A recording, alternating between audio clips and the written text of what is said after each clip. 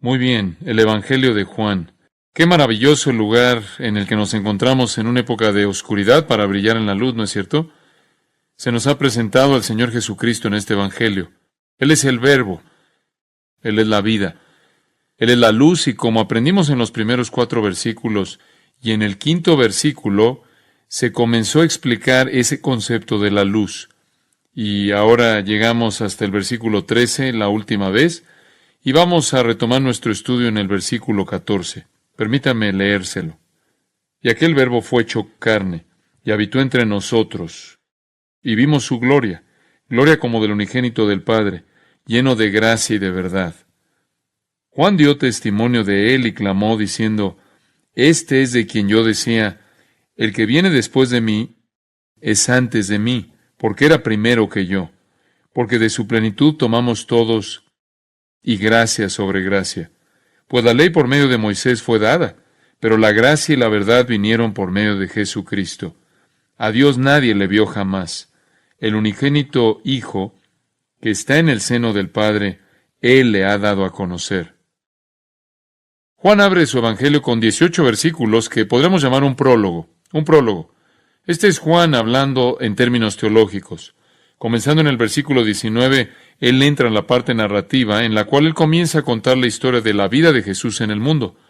Y entra afirmaciones que Jesús hace y las obras que él hace y los milagros que él lleva a cabo, y nos da la historia maravillosa hasta la cruz y la resurrección.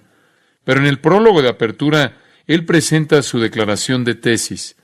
Y la declaración en el prólogo de apertura es que Jesús es Dios en carne humana, que Él es el creador del universo que se ha vuelto parte de su creación. Él es el ser puro, eterno, que se ha vuelto hombre. Ese es el mensaje de Juan, que Jesús no es un hombre creado, que Él es Dios en carne humana. Y eso, queridos amigos, es la doctrina más esencial en la fe cristiana. Ahí está. Y esa es la razón por la que han habido y continúan habiendo tantas herejías acerca de Jesucristo, acerca de la esencia o la naturaleza o la persona de Jesucristo. Esta es la doctrina más importante en la fe cristiana. Debe ser conocida, debe ser creída para que alguien escape del infierno y entre al cielo, que Jesús es Dios. Resumida en 4 palabras al principio del versículo 14, y aquel Verbo fue hecho carne. Esa es la verdad central del cristianismo. Ese es el tema del Evangelio de Juan. Ese es el tema del Evangelio de Juan. Y esa es la convicción que se requiere de cualquier persona para que escape del infierno, entender que aquel Verbo fue hecho carne. Ahora hemos ya aprendido en los primeros 13 versículos de apertura que lo que eso está diciendo es que el Dios único, verdadero, eterno, se volvió humano, que el infinito se volvió finito, que el eterno entró al tiempo, que el omnipresente se volvió confinado o fue confinado al espacio de un cuerpo humano, que el invisible se volvió visible. La verdadera iglesia de Jesucristo siempre ha creído eso, siempre ha proclamado eso, siempre ha demandado eso. Cualquier otro concepto de Cristo es inaceptable. Es una herejía condenadora. Esta es la única perspectiva, el único concepto de Cristo mediante el cual alguien puede escapar del infierno y entrar al cielo. Esta es la razón por la que Juan presenta de una manera tan detallada la deidad de Jesucristo. Y él da su propósito en el capítulo 20, versículo 31, al final de su Evangelio, al decir en Juan 20, versículo 31, pero estas se han escrito, esto es todo en el Evangelio hasta este punto, para que creáis que Jesús es el Cristo, el Hijo de Dios, y para que creyendo tengáis vida en su nombre. La única manera de tener vida eterna es creer en Él, creer en quién es Él en primer lugar y lo que Él ha hecho. Entonces, en su prólogo de apertura, Juan habla de la naturaleza de Jesucristo. Él lo presenta como el Verbo.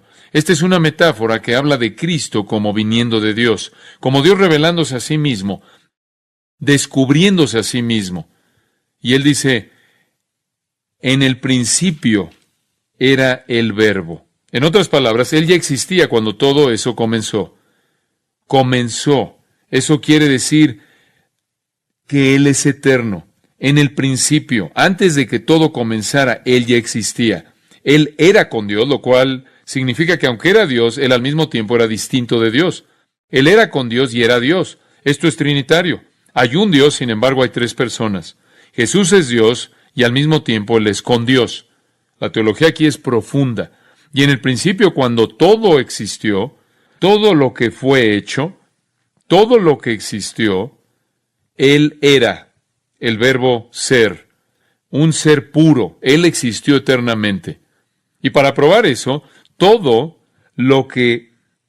las cosas, todo lo que existió, todas las cosas por Él fueron hechas, y sin Él nada de lo que ha sido hecho fue hecho. Y eso es porque Él es vida. Él tiene vida en sí mismo. Él es el Creador. Y el Creador cuyo ser eterno, dice el versículo 5, vino a la oscuridad de este mundo, a las tinieblas de este mundo como una luz. Y así es como Él presenta este increíble libro. Así lo introduce. La llegada de la luz, la vida misma de Dios, el mismo verbo de Dios vino al mundo. Ahora, creo que sería apropiado decir que Juan estaba obsesionado de manera legítima con esta gran doctrina esencial. Y de nuevo, los animo a mantener en mente que cuando alguien habla de religión y llega a Jesús, debes concentrarte en qué Jesús están hablando. ¿Están hablando del que es el Dios eterno? ¿El que es el Creador? ¿Que existió de manera infinita para siempre? ¿O están hablando de algún otro Jesús? Juan está obsesionado con esto. En la última década del primer siglo, en los 90, él escribió su evangelio y él también escribió 3 epístolas. Y simplemente para mostrarles cómo estaba esto tanto en su corazón, pasen a Primera de Juan por un momento. Primera de Juan. Y Juan comienza esta pequeña epístola. Él está escribiendo esta epístola a creyentes para identificarles las marcas de la verdadera salvación. Y escuchen cómo comienza.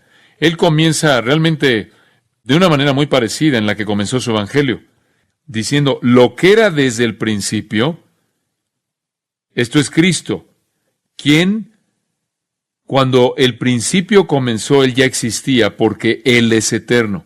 Lo que era desde el principio, lo que hemos oído y lo que hemos visto con nuestros ojos, lo que hemos contemplado y palparon nuestras manos tocante al verbo de vida, porque la vida fue manifestada.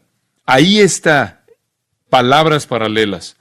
El verbo eterno, la vida misma, manifestada a sí misma en el mundo, Juan dijo, y lo vimos con nuestros propios ojos, y lo vimos y oímos y lo tocamos con nuestras manos. Y dice en el versículo 2, hemos visto, la hemos visto, y testificamos, y os anunciamos la vida eterna, y podrías poner esto con letras mayúsculas, la vida eterna, significando aquí el Hijo de Dios, y continúa, la cual estaba con el Padre, y se nos manifestó, lo que hemos visto y oído, eso os anunciamos. Él no puede superar esto. Juan está absolutamente impresionado por el hecho de que él ha oído, él ha visto, él ha oído, él ha visto profundamente el rostro de y ha tocado al Creador del universo en forma humana. Y creo que esto sería algo por lo que deberías estar obsesionado. Ahí es en donde se encuentra Juan. Y lo que hemos visto y oído y tocado, les declaramos, versículo 3, para que también vosotros tengáis comunión con nosotros. Esto es, para que entren al reino creyendo en Él, y nuestra comunión verdaderamente es con el Padre y con su Hijo Jesucristo. Estas cosas os escribimos para que vuestro gozo sea cumplido, porque el gozo completo solo puede encontrarse en conocerlo. Y realmente Juan nunca superó esto. Te preguntas por qué Juan se refiere a sí mismo en su evangelio, no por su nombre, sino se llama a sí mismo el discípulo a quien Jesús amaba, o el discípulo que se acostó o se apoyó o reposó en Jesús, porque él nunca pudo dejar de contemplar la realidad de que el Dios eterno, el Creador, el Dios verdadero en carne humana, en forma humana, y Él me ama, y Él camina conmigo, y Él habla conmigo, y lo toco, y tengo comunión con Él, y no puedo superar esto, no puedo dejar esto. Esta es la obsesión de sus escritos. En el capítulo 2 de Primera de Juan, ahí en el versículo 22, Él dice, ¿quién es el mentiroso? ¿Quién es el mentiroso sino el que niega que Jesús es el Cristo? Este es anticristo, el que niega al Padre y al Hijo. Todo aquel que niega al Hijo tampoco tiene al Padre. El que confiesa al Hijo tiene también al Padre. Lo que habéis oído desde el principio permanezca en vosotros. Si lo que habéis oído desde el principio permanece en vosotros, también vosotros permaneceréis en el Hijo y en el Padre. De nuevo, Él regresa a este punto. Si usted distorsiona la realidad de quién es Cristo, usted se va a aislar, se va a apartar de Dios. Esto es algo muy, muy serio para Juan. Allí en el capítulo 4, amados, no creáis a todo espíritu, no crean toda declaración, todo maestro, todo espíritu detrás de todo maestro. Prueben los espíritus, vean si son de Dios, porque muchos falsos profetas han salido por el mundo. ¿Cómo sabe usted cuando alguien es un falso profeta? En esto conoced el Espíritu de Dios. Este es el Espíritu que está atrás, el verdadero Espíritu. Todo espíritu que confiesa que Jesucristo ha venido en carne es de Dios. Aquellos que afirman la deidad y humanidad de Jesucristo son de Dios. Y todo espíritu que no confiesa que Jesucristo ha venido en carne no es de Dios. Y este es el espíritu del anticristo, el cual vosotros habéis oído que viene y que ahora ya está en el mundo. Juan es absolutamente claro en afirmar que el concepto de uno de Jesucristo es determinante. Determinante. Ahí en el versículo 12 del mismo capítulo. Nadie ha visto jamás a Dios. Si nos amamos unos a otros, Dios permanece en nosotros y su amor se ha perfeccionado en nosotros. En esto conocemos que permanecemos en Él y Él en nosotros, en que nos ha dado de su Espíritu. Y nosotros hemos visto y testificado que el Padre ha enviado al Hijo, el Salvador del mundo. Todo aquel que confiese que Jesús es el Hijo de Dios, Dios permanece en Él y Él en Dios. Si distorsionas la deidad de Jesucristo, no estás en el reino de Dios. Si distorsionas la deidad de Jesucristo, no estás en el reino de Dios. Capítulo 5, no ha terminado. Todo aquel que cree que Jesús es el Cristo es nacido de Dios. Eso es simple. Y todo aquel que ama al que engendró, ama también al que ha sido engendrado por él. Entonces, todo aquel que cree que Jesús es el Cristo es nacido de Dios. Versículo 4. Porque todo lo que es nacido de Dios vence al mundo, y esta es la victoria que ha vencido al mundo, nuestra fe. ¿Quién es el que vence al mundo sino el que cree que Jesús es el Hijo de Dios? Y finalmente, en el versículo 20, pero sabemos que el Hijo de Dios ha venido. Lo hemos visto, lo hemos oído, lo hemos tocado, y nos ha dado entendimiento para conocer al que es verdadero, y estamos en el verdadero, en su Hijo Jesucristo. Este es el verdadero Dios y la vida eterna.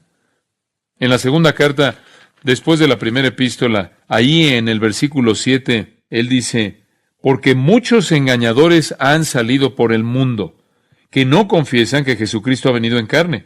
Quien esto hace es el engañador y el anticristo. Versículo 9, cualquiera que se extravíe y no persevera en la doctrina de Cristo no tiene a Dios. El que persevera en la doctrina de Cristo, ese sí tiene al Padre y al Hijo. Entonces, si alguno viene a vosotros y no trae esta doctrina, no lo recibáis en casa ni le digáis bienvenido, porque el que le dice bienvenido participa en sus malas obras. Todo tiene que ver con Cristo y quién es Cristo. Ahora, con eso en mente, podemos regresar al primer capítulo del Evangelio de Juan. Es, por lo tanto, algo que no es sorprendente que todas las doctrinas cristianas, de todas las doctrinas cristianas que hay, no hay una doctrina que ha sido más atacada y ha sido más afrentada que la verdad con respecto a la encarnación de Jesucristo. Han habido todo tipo de Jesuses, todo tipo de Cristos ofrecidos al mundo, y en el futuro se nos advierte que conforme nos acercamos a la venida de Cristo, los falsos Cristos se multiplicarán, los falsos Jesuses se multiplicarán, y tendremos que ejercer discernimiento para saber si la gente está hablando del Cristo verdadero. Dicho de otra manera, es tan condenador creer en el Jesús equivocado como lo es creer en ningún Jesús. Creer en el Jesús equivocado te condena tanto al infierno como te condena creer que eres salvado por una roca o alguna religión animista. No puedes ser salvado al creer en algo equivocado acerca de Cristo. Usted debe creer en su deidad y humanidad. Y esa es la razón por la que Juan está siendo tan fuerte en este punto.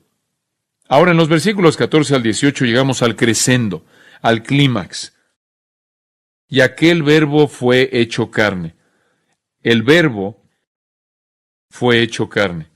El verbo, significando o refiriéndose al Hijo de Dios preencarnado, cuyo ser eterno se volvió carne, sarx. Algunas veces la palabra carne es usada en un sentido moral, obras de la carne, como en Romanos 8, Gálatas 5. Pero algunas veces es usado en un sentido físico. Y esa es la manera en la que es usada aquí. Romanos 1:3 dice que Jesús fue el hijo de David según la carne, hablando en términos humanos. Entonces, algunas veces tiene un componente moral y otras veces simplemente está hablando de un componente físico. Y ese es el caso aquí. El Verbo eterno se volvió humano. Eso es lo que significa. El Verbo eterno se volvió humano. Entonces tienes al Dios hombre, el Dios eterno, quien es ser eterno puro y no se convirtió en absoluto como sus criaturas lo son, se convierte en parte de su creación. Dios y hombre son unidos en una persona para que nunca vuelvan a ser separados. Escuche eso. Son unidos en una persona para que nunca vuelvan a ser separados, sin embargo, nunca confundidos y nunca mezclados. Su naturaleza humana no vence su naturaleza divina, y su naturaleza divina no vence su naturaleza humana. Ambas son perfectas y distintas e indivisibles, y sin embargo no están mezcladas ni confundidas. La deidad de Cristo no es disminuida por su humanidad, ni su humanidad es vencida por su deidad. Y quizás puedo ilustrar esto diciendo lo siguiente. Cuando usted ve a Cristo en el cielo, Él será exactamente el mismo Dios hombre que lo fue cuando caminó en la tierra, en la forma post-resurrección del cuerpo que los discípulos vieron cuando pasaron 40 días con Él. Él es el mismo Cristo. Él no se convierte en una especie de neblina flotante en el cielo, como algunas de estas personas tontas dicen que han tomado viajes falsos al cielo y después inventan cosas. Él es exactamente quien es.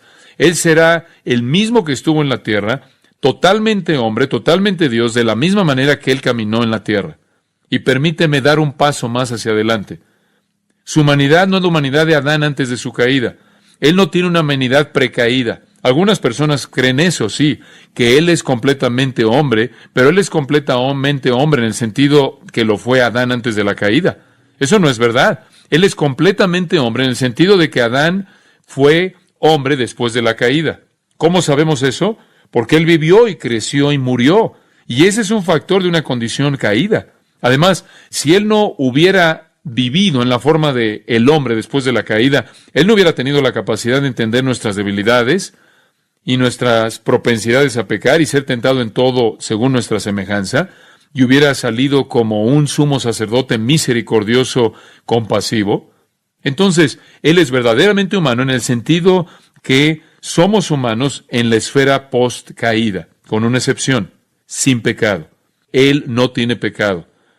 Santo, inocente, sin mancha, separado de los pecadores, sin pecado para siempre. 2 Corintios 5, no conoció pecado. Entonces, Juan dice, este Dios hombre, el Verbo fue hecho carne. Y después él dice, y habitó entre nosotros. Habitó entre nosotros. Skenó quiere decir levantar tu tienda. Él trajo su tienda a nosotros y acampó en nuestro mundo. Durante 33 años Él vivió en nuestro mundo. Él tomó la forma de un hombre, vino, se volvió uno de nosotros, Hebreos 2, Filipenses 2, creció en sabiduría, estatura, favor con Dios y los hombres. No puede negar eso. Eso es primera de Juan. Se los acabo de leer en el 4, 2 y 3. Si niegas que Jesús vino en la carne, que el Hijo de Dios fue un hombre real, entonces eso es una herejía y no conoces a Dios. Dios en forma humana moró, habitó con nosotros. ¿Cómo supimos que Él era Dios? Juan nos da tres declaraciones muy importantes y están ligadas a tres palabras. Es evidencia clara de que este es Dios. Primera palabra, gloria. Segunda palabra, gracia. Tercera palabra, Dios. Y vamos a ver esto brevemente. Sé que están familiarizados con esto. De regreso allá al versículo 14. Primer punto. El Cristo encarnado despliega gloria divina. El Cristo encarnado despliega gloria divina. En el versículo 14 Juan dice, y vimos su gloria. Vimos su gloria. Y era gloria como de o que pertenece al monogenes del Padre. Monogenes. Y estaba lleno de gracia y de verdad. Vimos su gloria.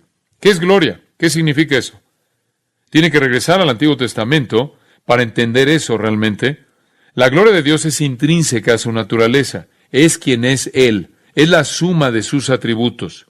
Tome todos los atributos de Dios y puede enlistarlos. Todos los atributos de Dios en complejidad perfecta son su gloria. Su gloria intrínseca innata. Su gloria intrínseca innata. Todos sus atributos. Pero después también está su gloria manifiesta. Y Él manifiesta su gloria simbólicamente y en realidad. Permítame explicarle lo que quiero decir. Moisés en Éxodo 33 dice, muéstrame tu gloria, y quiero ver tu gloria. Y el Señor dice, muy bien, te voy a mostrar mi gloria, pero tengo que advertirte que no te la puedo mostrar de manera total, no te la puedo mostrar completamente, porque ningún hombre puede ver mi rostro y vivir. Entonces, el Señor dijo, he aquí un lugar junto a mí, tú estarás sobre la peña. Y cuando pase mi gloria, yo te pondré en una hendidura de la peña, y te cubriré con mi mano hasta que haya pasado. Después apartaré mi mano y verás mis espaldas, mas no se verá mi rostro. Porque si ves mi gloria plena, serías incinerado en un milisegundo. ¿Qué tipo de gloria es esta? ¿Qué es esto? Esta es la naturaleza de Dios, la esencia de Dios. Esto es el complejo eterno de todo lo que Él es. La manifestación gloriosa de Dios en luz refulgente manifiesta en luz refulgente. Creo que esto es algo de lo que Adán y Eva vieron cuando caminaron y hablaron con Dios en el huerto. Porque Dios es invisible, Él es llamado repetidamente el Dios invisible. Entonces, ¿qué vieron? Ellos caminaron con la Shekinah. Ellos caminaron con la presencia de Dios manifiesta en luz hasta cierto punto. Y quizás pudieron haber absorbido más de su gloria debido a que no eran personas caídas. Y una vez que cayeron, tuvieron que ser expulsados porque ya no podían ver su gloria o tener comunión con Él. Entonces Moisés dice, muéstrame tu gloria. Y Dios dice, te voy a dejar ver solo mis espaldas, la parte de atrás, el resplandor, por así decirlo. Te voy a dejar que veas las orillas, o de lo contrario serás incinerado en un milisegundo. Esa es la majestad y gloria poderosas de Dios que nos destruirían porque somos pecadores. Y después la gloria es definida. Moisés dice, muéstrame tu gloria. Y él dijo, muy bien, y Dios se la mostró. Versículo 19. Haré todo mi bien pasar delante de tu rostro, y proclamaré el nombre de Jehová delante de ti. Esto es, delante de ti voy a proclamar mis atributos. Voy a mostrar gracia a ti, voy a mostrarte compasión. Y después en el versículo 6 del siguiente capítulo, pasando el Señor delante de él, en el versículo 5, y el Señor descendió en la nube y estuvo allí con él proclamando el nombre de Jehová. Esta luz refulgente, brillante, y el Señor comienza a describir su gloria. Versículo 6, y pasando Jehová por delante de él, proclamó, Jehová, Jehová fuerte, misericordioso y piadoso, tardo para la ira y grande en misericordia y verdad, que guarda misericordia a millares, que perdona la iniquidad, la rebelión y el pecado, etc. La gloria de Dios es el complejo de todos sus atributos y algunas veces fue manifiesta en luz refulgente. Más adelante, cuando los hijos de Israel estaban caminando en el desierto, ustedes recuerdan que Dios los guió mediante una columna ardiente de noche, y cuando el tabernáculo fue construido en Éxodo 40, la gloria de Dios descendió al tabernáculo, y cuando el templo fue construido, Primero de Reyes 8:11, la gloria de Dios descendió al templo. Entonces, La gloria de Dios se refiere a sus atributos, pero con frecuencia se manifiesta de manera visible en el Antiguo Testamento como luz. En el futuro, Mateo 24, Mateo 25, Jesús regresa y dice en esos dos capítulos, capítulo 24, versículos 29 y 30, capítulo 25, versículo 31, que Él regresará en gran gloria y la Shekinah estará de regreso. Apocalipsis dice que la gente va a pedirle a las rocas y a los montes que los escondan del rostro de la gloria. El cielo se va a oscurecer, la luna y el sol no darán su luz, y en la oscuridad vendrá esta presencia Shekinah refulgente de Jesucristo. De nuevo, la manifestación de los atributos de Dios en luz. Entonces, eso había sucedido en el pasado y en el futuro sucederá de nuevo, y mientras tanto la gloria viene a la tierra en Jesús. Muy bien. Y en una ocasión Mateo, Lucas también lo registra, subieron al monte, Pedro, Jacobo y Juan, ¿recuerdan? Y el Señor se quitó, por así decirlo, por un momento su carne. ¿Y qué es lo que vieron? Vieron su gloria. Y fue algo que los cegó tanto que cayeron como hombres muertos bajo el asombro, bajo el mero asombro y la fuerza de esta luz refulgente. Y aunque estaba velada hasta cierto punto, de lo contrario, se habrían quemado. Y Pedro escribe, cuando estuvimos en el Monte Santo vimos su gloria. Regresemos ahora. Cuando Juan dice, y vimos su gloria. Él podría referirse a que vieron la luz, la Shekinah, la luz refulgente, porque Juan estuvo ahí en ese monte. Ciertamente podría referirse a eso.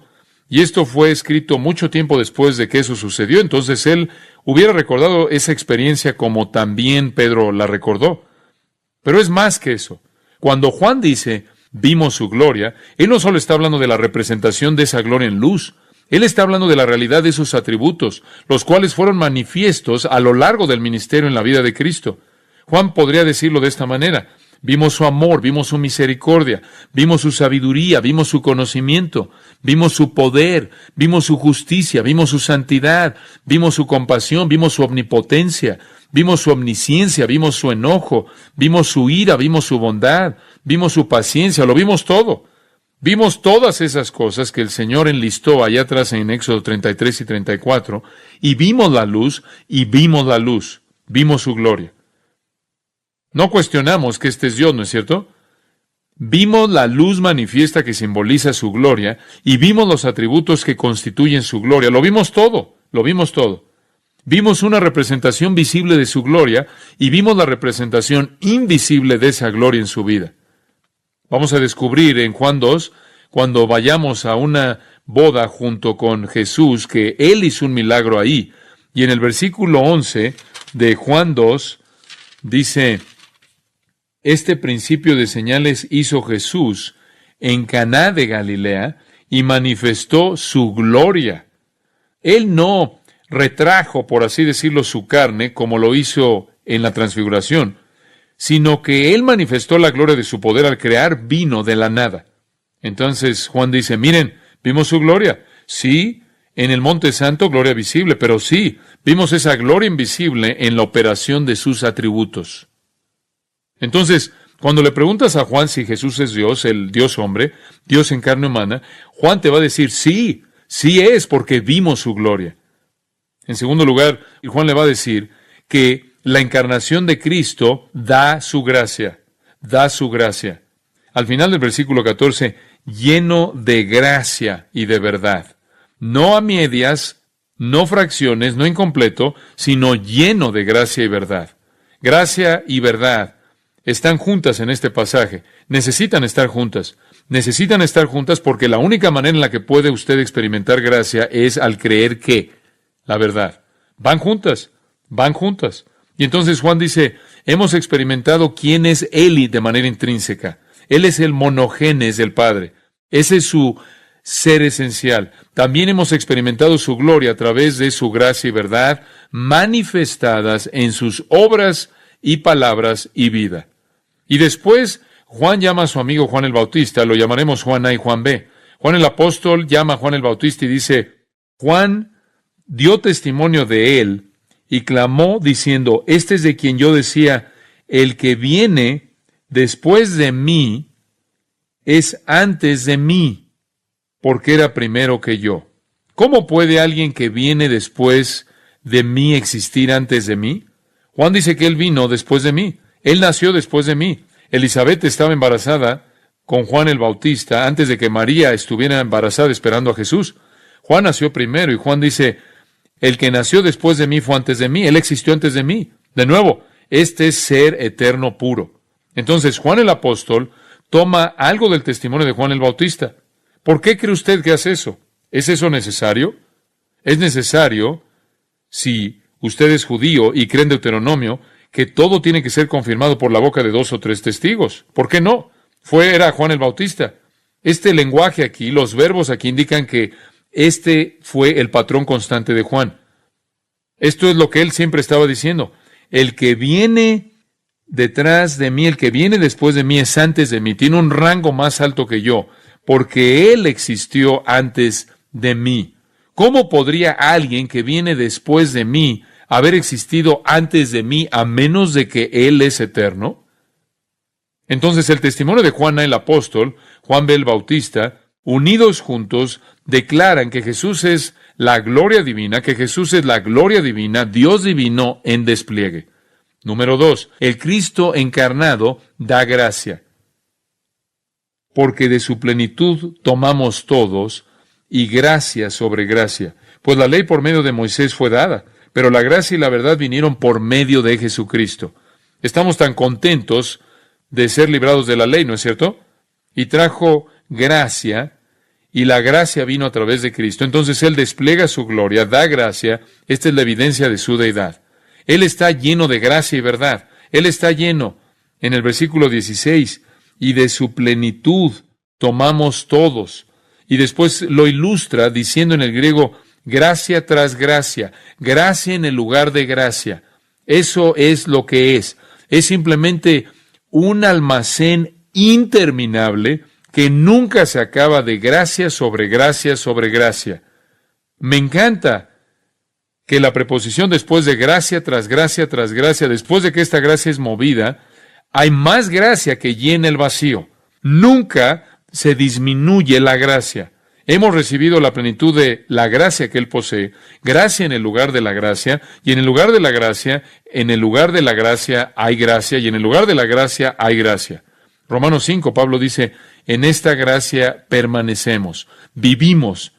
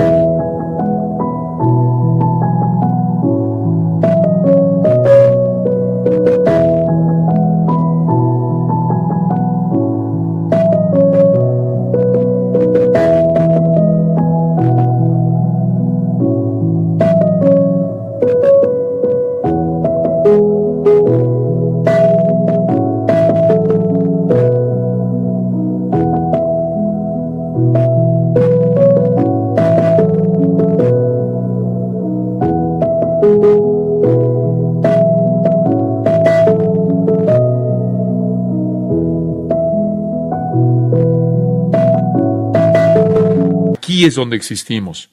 La gracia viene constantemente a nosotros porque hemos creído la verdad del Evangelio y no recibimos una pequeña cantidad de gracia. Usted recuerda, el apóstol Pablo estaba preocupado por su aguijón en la carne y nuestro Señor dijo, bástate mi gracia, ¿verdad? Bástate mi gracia. Es una reserva que nunca, nunca se acaba. Leemos en Hebreos, acercaos al trono de la gracia. Esta reserva nunca disminuye, siempre hay gracia para toda necesidad que jamás tenga usted.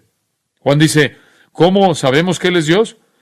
Porque estamos viviendo en esta esfera de la gracia que continúa siendo derramada y derramada y derramada en nosotros, en nuestras vidas. Y todo lo que conocíamos bajo la ley eran amenazas y advertencias y muerte y juicio. Y viene Cristo y es gracia en el lugar de la gracia y en el lugar de la gracia.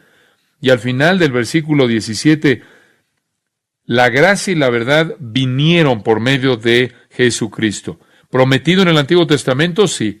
Prometido en el Antiguo Testamento. ¿Activado en el Antiguo Testamento? Seguro.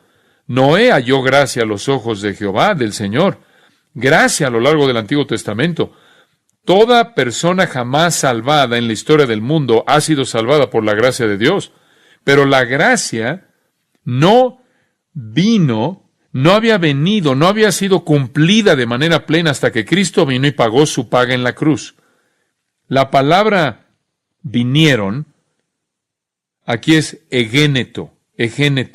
Viene del verbo ginomai, convertirse, y significa fue, existió. Podríamos leerlo de esa manera. La gracia y la verdad fueron a través de Jesucristo. Bueno, dice usted, si solo existieron a través de Jesucristo, entonces ¿hubo gracia antes de Jesucristo? Sí, Dios, quien sabía que el Cordero fue inmolado desde la fundación del mundo, estaba aplicando la gracia que aún no había sido validada. Y la gracia que Cristo exhibió y compró en la cruz se extendió de tal manera atrás como se extiende hacia adelante. La gracia que Cristo mostró y compró en la cruz se extiende tanto hacia atrás como hacia adelante. Juan dice, este no es un hombre ordinario. La verdad del Evangelio nos dice que este es el Señor Jesucristo, el Hijo del Dios viviente, el Dios hombre, totalmente Dios, totalmente hombre. Lo vemos, lo hemos experimentado, lo hemos tocado, lo hemos oído. Él desplegó gracia y dio gloria. Un punto final. El Cristo encarnado define a Dios. Él define a Dios. Él despliega gloria, da gracia y define a Dios. Me encanta el versículo 18. A Dios nadie le vio jamás. ¿Por qué? Él es invisible. Hay ocasiones en las que Dios ha aparecido como humo y fuego y cosas así, pero Él no tiene forma. A Dios nadie le vio jamás. No obstante, el monogenes, el unigénito Hijo, el encarnado, el que está en el seno del Padre. Seno realmente es una palabra anticuada. Permítame decirle lo que significa. Es usada, de hecho, en el libro de los Hechos, para referirse a una bahía, a una bolsa, a un contenedor, a un compartimiento. Es una palabra para doblar el material. Si, por ejemplo, usted toma mucho material y lo apila y tenía varios dobleces, esa sería la palabra usada. Para referirse también a una bolsa muy apretada, muy pequeña. Entonces, lo que él está diciendo es que el monogenes, quien está pegado, quien está íntimamente cerca de la presencia misma de Dios, es un retrato hermoso. Quien está doblado en Dios, Él lo ha explicado. Él le ha dado a conocer. Esa última declaración, Él le ha dado a conocer. Realmente es poderosa. ¿No le gustaría que alguien le explicara a usted quién es Dios? Cuando alguien le dice, ¿cómo explicarías a Dios? ¿A dónde irías? Bueno, iría a este versículo y dirías, mira a Jesucristo, observa a Jesucristo. Él explica a Dios. Por cierto, la palabra dado a conocer es una palabra interesante, esa frase. Es la palabra exegeomai, de la cual obtenemos la palabra exegeta. Usamos esa palabra mucho en el seminario porque le enseñamos a la gente a hacer exégesis, cómo hacer un exégesis de las Escrituras. ¿Qué significa eso? Significa explicar, interpretar, dar el significado. Jesús hace un exégesis de Dios. Entonces, ¿quieres saber algo acerca de Dios? Jesús define a Dios. Él despliega gloria, Él da gracia y Él define a Dios. Entonces, no venga conmigo con algún tipo de pensamiento absurdo acerca de que Jesús es un hombre amable, un buen maestro, un líder religioso noble. Eso no es una opción. Él es Dios. Él es Dios. Y si usted va a creer eso, si usted cree eso y lo recibe, a los que le recibieron, ¿verdad? Versículo 12, les dio potestad, les dio el derecho de ser hechos hijos de Dios a los que creen en su nombre. Para ser hijo de Dios, usted tiene que creer en su nombre. Para creer en su nombre, usted debe creer que Él es quien es Él. Padre, de nuevo estamos agradecidos por lo claro y sin embargo lo profundo que es tu palabra. Y te agradecemos por el tesoro que cada versículo, cada frase es para nosotros. Nos sentimos como que hemos avanzado demasiado rápido. Podríamos pasar un año en ese pasaje únicamente. Vamos a tener que confiar en tu Espíritu Santo, que Él nos dé entendimiento en estas verdades conforme regresamos y meditamos en estas ricas verdades. Y lo que es más importante, Señor, oro por los que aún no han confesado a Jesús como Señor y Salvador, que todavía no han llegado a conocer al Dios hombre que murió en la cruz para pagar la paga o el castigo de sus pecados y resucitó para proveer vida eterna. Que sus corazones sean abiertos hoy, que ellos crean y que no se vayan sin que hayan simplemente oído esto predicado y se vayan en una desobediencia rebelde y hagan a un lado la oportunidad de encontrar descanso eterno. Que ellos entren al descanso que se encuentra solo a través de